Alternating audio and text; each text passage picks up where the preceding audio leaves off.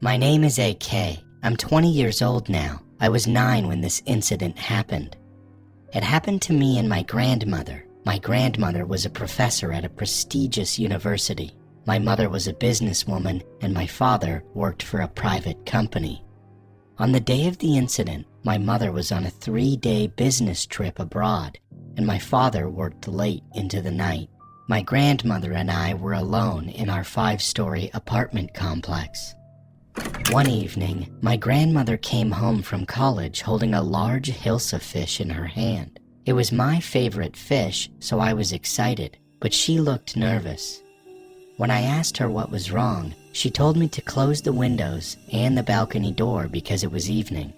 About an hour later, I smelled the fish frying in our kitchen. I ran over happily, and my grandmother smiled at me.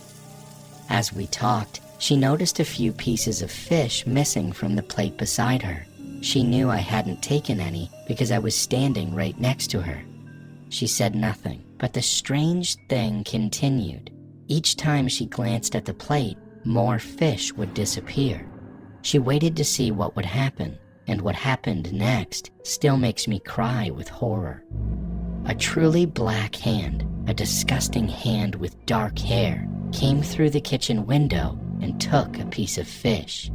My grandmother immediately began praying and yelled for me to leave, but I was frozen with fear.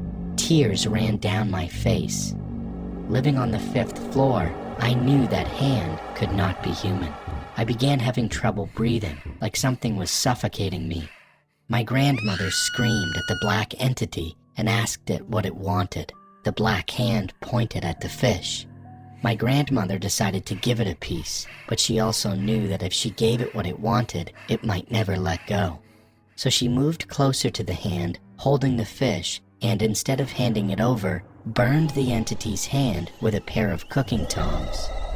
A loud, inhuman scream rang out, and the hand flew back out the window. My grandmother recited prayers and shut the window. After that, I fainted. When I woke up, I was in the hospital. My grandmother, my mother, my father, and a nurse stood around my bed. My family was crying.